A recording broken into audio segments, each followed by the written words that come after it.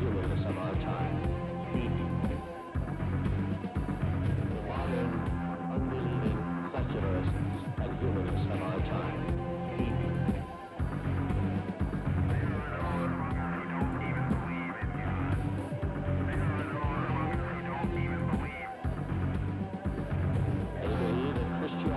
Is the great danger to freedom and good government. People who reject the very word of God, people who reject the very word of God, people who reject the very word of God.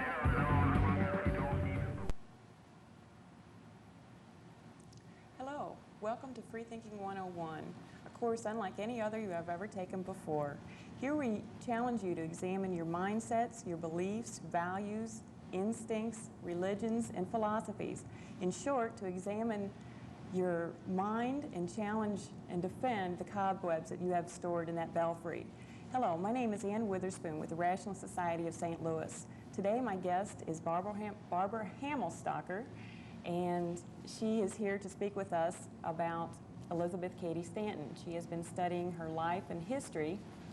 Welcome, Barbara. Well, thank you very much, Ann. Tell me, why do we remember Elizabeth Cady Stanton? Elizabeth Cady Stanton was a women's rights activist in the 19th century. In fact, she can probably be called the mother of the women's rights movement. For nearly 50 years, she set its agenda and drafted its ideology. Her followers went from a small network of local reform groups to a nationwide constituency of politically active women. She was also an agnostic. She was active in various liberal religious groups and also in the American Secular Society. Some of the things I've studied are her autobiography, 80 Years and More, and this book, In Her Own Right, by Elizabeth Griffin, which also shows a very nice photograph of Elizabeth, or I guess that's from an oil painting of her. Okay, well, can you tell us a little bit about her background in her early years? Sure. She was born in Jamestown, New York, from a well-to-do family in November 12th, 1815. She was seventh of 11 children. The middle daughter. The Cadys had 5 boys and 6 girls, but unfortunately 4 of the boys and 1 daughter died in infancy, and 1 brother, an older brother, lived till he was 20 and died a few months after graduating from Union College. I mention that because it had a very profound effect on young Elizabeth, who was, I think, 11. And let me read her own words on this. When her younger brother died. Her older brother, Eleazar, yes.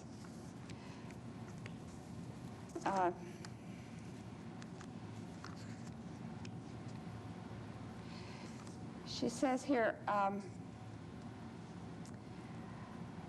I still recall, too, going into the large darkened parlor to see my brother and finding the casket, mirrors, and pictures all draped in white, and my father seated by his side, pale and immovable.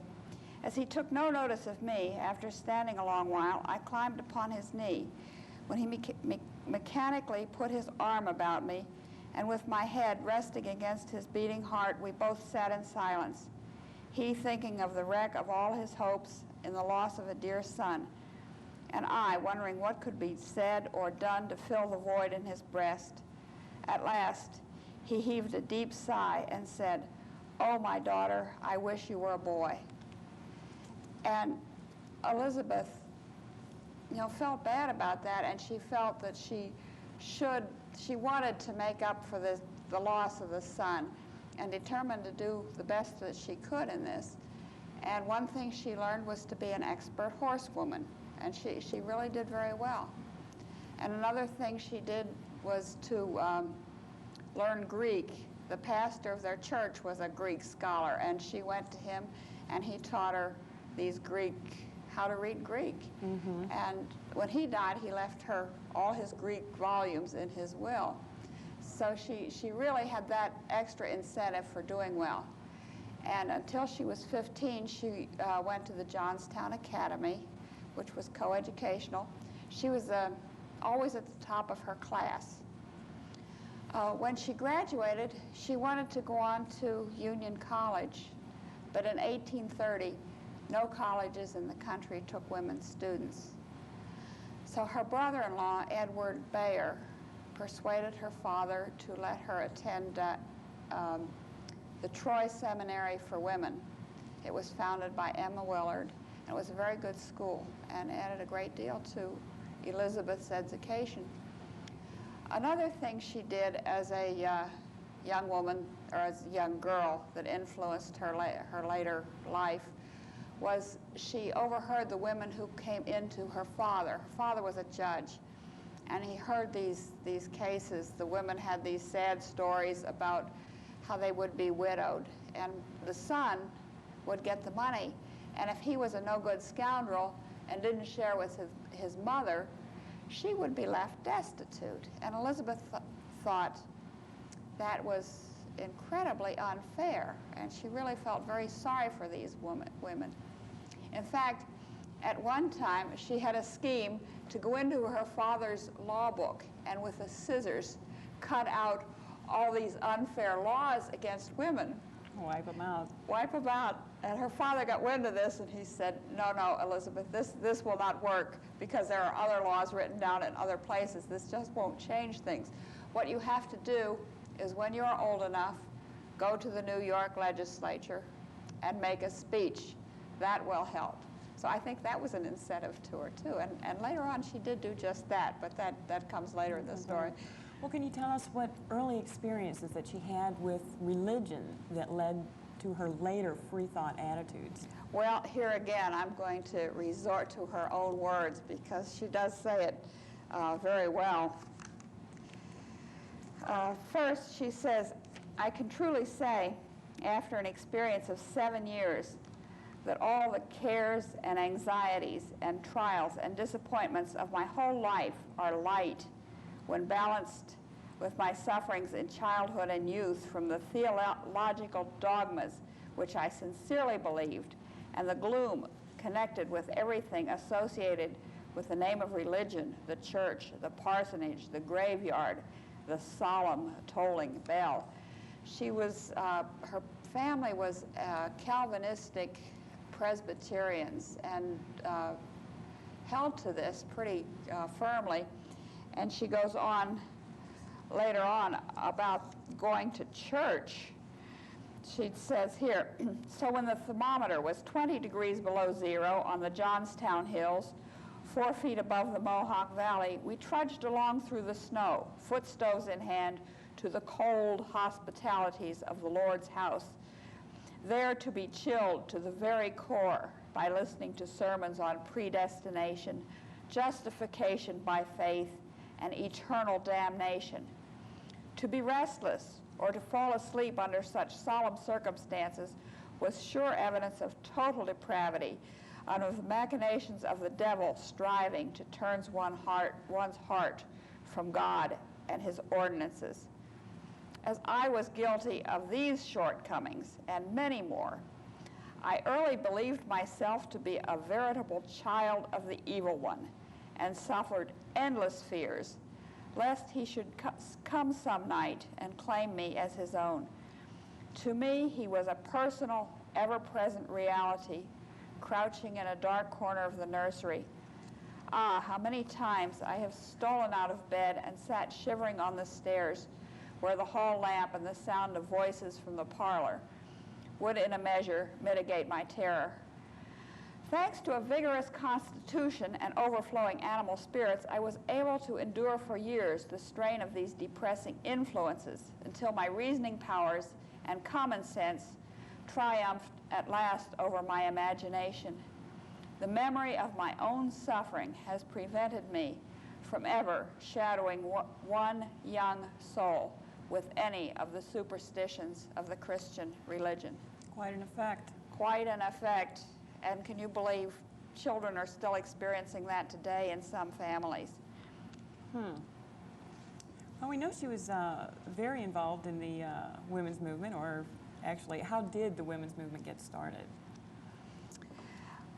Well, I need to fill in some background here. After she graduated from Troy Seminary, she didn't really have a pattern for her life. She got into the social world, and a lot of things she did visiting. Particularly, she enjoyed Peterborough, the home of her cousin, Jarrett Smith. And Smith and his family were ardent abolitionists and very much involved in the reform movement. And there she met a series of abolitionists, Indians, runaway slaves, temperance people, politicians, just the whole scope of reform people, including Henry Brewster Stanton. And she initially thought she was engaged to one of the other women visitors, but it turned out he wasn't. He proposed to Elizabeth, and they were married. Their honeymoon consisted of a trip to the National Anti-Slavery Convention in London, and Elizabeth went along. And this was very interesting because there were other women delegates there, but the conference voted not to seat the women on the floor or give them voting rights. They put them off in the gallery and let them watch the proceedings. And while they were there, she became good friends with a woman known as Lucretia Mott, who was about 20 years older. She was a Quaker and was used to speaking in public, and this was the first time Elizabeth had known women to speak in public or to preach. And they became good friends and discussed the rights of women. This was in 1840, and decided when they came back to the United States, they would call a women's rights conference. Well, that was set aside for about 8 years, during which Elizabeth initially lived with her parents and moved to Boston with Henry, and in 1848 moved to Seneca Falls, New York. In the meantime, she had corresponded with Lucretia Mott, but they hadn't really gotten together to call this conference. But in 1848, Mott and some other women, in fact men too, it was a Quaker meeting nearby, and she met with Elizabeth, and they decided to pursue their earlier plans of calling this conference. There were 5 of them initially that set the plans. So they did. They advertised and held the conference in the Methodist church nearby, and several hundred people, men and women, came. And they drafted, let's see, I think that one's in here. They drafted a Declaration of Rights. The most controversial was the 9th. Resolved that it is the duty of this country, of the women of this country, to secure themselves their sacred right to the elective franchise. Now that was Elizabeth Stanton's doing. Her husband didn't want them to appear ridiculous. He didn't want to include it. Even Lucretia Mott didn't want to include this. She was afraid it would turn the proceedings into a farce.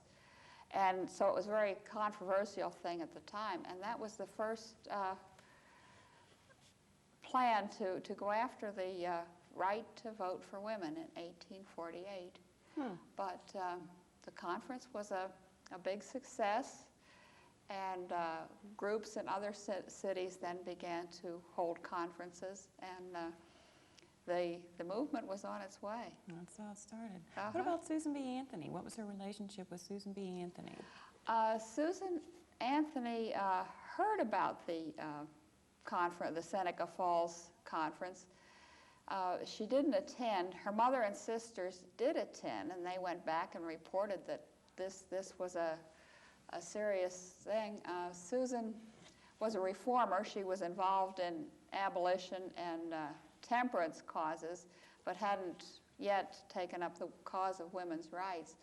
She was just as an aside, she was a school teacher at the time and paid 1/4 the amount that men school teachers were paid. So just another look at how women's rights stood in those times.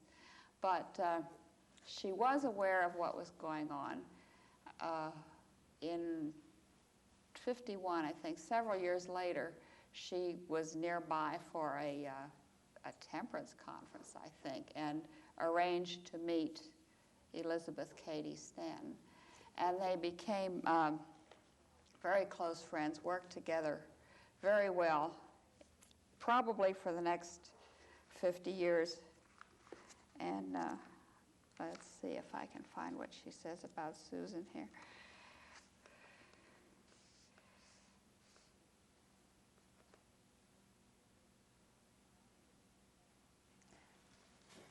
They obviously had quite a close relationship. Was it more? I understand that Susan did quite a lot of the speaking. Was she also a speechwriter, or did Elizabeth more or less back that? Well, I found what she said here. The Stanton-Anthony affiliation was mutually beneficial. In the beginning, Stanton provided the ideas, rhetoric, and strategy. Anthony delivered the speeches, circulated the petitions, and rented the halls. Anthony prodded and Stanton produced. Each woman sustained the other. Assuming the role of older mentor, Stanton advised Anthony on how to improve her public speaking and how to handle hecklers, be good-natured, and remain cool. When Stanton was overwhelmed with public and private demands, Anthony installed herself at Seneca Falls, supervised the children, and stirred the puddings, while Stanton wrote without interruption at the dining room table. One of the children's earliest recollections was the tableau of Mother and Susan seated by a large table covered with books and papers, always talking about the Constitution. According to Henry Stanton, Susan stirred the puddings, Elizabeth stirred up Susan, and then Susan stirs up the world. Or as Mrs. Stanton put it, I forged the thunderbolts and she fired them. So they did work together very closely in that type of a relationship where they complemented one another. And Susan never married. She was able to do a lot more traveling. Elizabeth, let's see, she had 7 children between the time she married and 1859, over a period of 17 years there, and did spend a lot of her time caring for the children and running the house. She just didn't feel as free as Anthony did to do all this traveling and so forth, but she did stay home and back up the movement, did a lot of writing, articles and tracts and the speeches, and if she couldn't attend a meeting, she would write a letter for Susan to read and that kind of thing. So it was a very good relationship there. What about her husband, Henry Stanton? Was he a backer and a supporter as well? What happened with her relationship with him? He pretty much supported her views, at least in the beginning he did, except of course for the women's suffrage, which I mentioned. But yeah, he was an early supporter. I think initially they had a good relationship, although Henry traveled quite a bit. He was involved in politics and was in Albany for months on end and would come home for a few months. And he was just not around that much. And eventually, I think their lives pretty much took different courses as they evolved on different paths. Henry stayed with the abolition and after the war, other political causes, and Elizabeth kept with the women's rights movement, being ever and ever more involved. And so eventually they lived apart. They didn't divorce. Henry was still a visitor and involved with taking care of the children and so forth. But they did very much drift apart over the end. I understand also the women's movement took a little bit of a decline, a little bit. What did, in later years, after she got more involved in it, what did she do then? Or did it decline because? Well, it didn't really take off. It was kind of undirected, I think, in the early 50s. They did get going, but not full force. And then between 60 and 65, of course, was the Civil War. And women's rights pretty much took a back seat to abolition.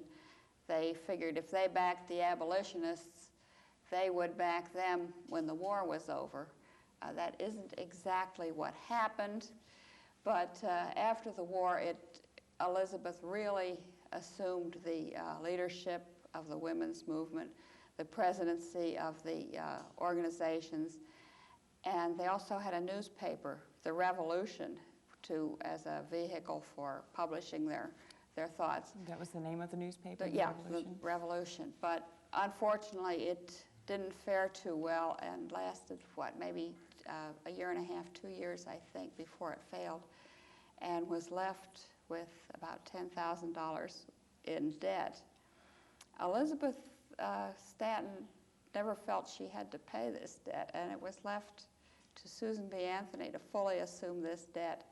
It took her 6 years to pay off the debts of the Revolution. And in the later 60s, around 1869 or 1870, some of the younger, more conservative women moved in. And it kind of split into two factions, with Lucy Stone and the Boston conservative group taking one branch of it, the American Women's Suffrage Association, and Elizabeth Cady Stanton taking the other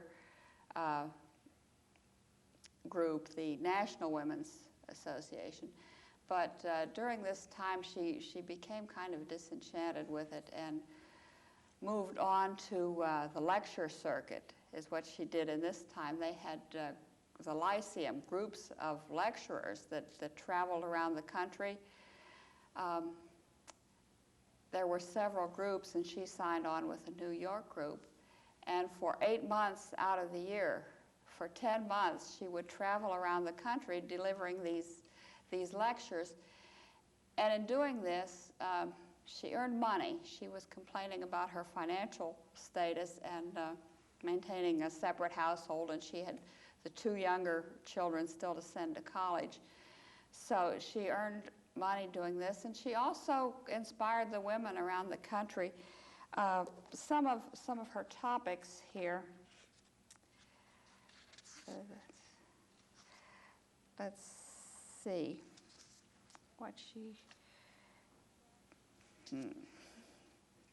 Well, she talked on women's suffrage, marriage and reform. I suppose some of those laws she wanted to change so early in childhood. Yeah. Our girls, our boys, and so she really attracted large audiences. She would start from a city and maybe go out west, crossing the Mississippi any number of times for 6 to 12 weeks. And conditions in those times, as you might well imagine, were less than ideal. The trains were irregular, the meals she couldn't count on, not necessarily nice hotel rooms. In fact, in one time when the trains were shut down because of heavy snows, she hired a sleigh, and in this bitter cold, all wrapped up in furs, went out on this sleigh. And she was in her late 50s to 55 to about 65 was the age we're talking about, how old she was when she was doing this for 10 years. So she really had to have a lot of stamina and things like that to really be able to do this. It was quite an accomplishment, I think, to be able to speak like this. Mm-hmm. Mm-hmm. Not the most reliable traveling there. What about her final years? What did she do? Well, after she retired from the lecture circuit, she began writing. She collaborated with Susan Anthony and Matilda Jocelyn Gage. They determined to do a history of the women's suffrage movement. They started that in about 1880. By spring, the first volume was done. They collected all these documents, and she said after working for 6 weeks, they barely made a dent in the document. I have this. It turned out to be 6 volumes long, but this is a concise history, excerpts from the works. The second year, 1861 to 1862, they did the second volume, and finally, by 1865, 1885, I'm sorry, they brought it up to that date. So the 3 volumes the 3 women worked on together. A 4th volume was done by Susan Anthony and Ida Harper, and then Ida Harper finished up the last 2 volumes and finished it at 1920 when, of course, the constitutional amendment for women's suffrage passed. So she worked on that. She worked on her autobiography, 80 years and more, and probably her most controversial work, the Women's Bible. She had realized for a long time how the biblical traditions had worked to keep women subjugated to men, and got a number of women together to work on the Women's Bible. What it was, they picked out all the passages in the Bible and that referred to women, and wrote commentaries about them, and explained how they related to women. I have just a few words I want to read here about it. The canon law and civil law, church and state, priests and legislators, all political parties and religious dominations have alike taught that woman was made after man, of man, and for man, an inferior being subject to man. Creeds, codes, scriptures, and statutes, all are based on this idea. The fashions, forms, ceremonies, and customs of society, church ordinance, and discipline all grow out of this idea. So that is what she really set out to do. And of course, it was incredibly controversial. The women's movement sought to censure her. In fact, they did, and said they accept all creeds and have nothing to do with the Women's Bible. And Susan Anthony gave a very impassioned speech for them not to do this. But it really, I think, was... Okay. Well, thank you very much, Barbara. We're about out of time. Thank you for sharing that history with us. And I would also like to thank our viewing audience that was with us today. Thank you for opening your minds to Freethinking 101. And if you have any questions or comments, I'd like to please ask you to write to the Rationalist Society of St. Louis. It's Post Office Box 2931, St. Louis, Missouri, and the zip code is 63130. Thank you. Thank you very much. Well, I enjoyed being here. Well, good.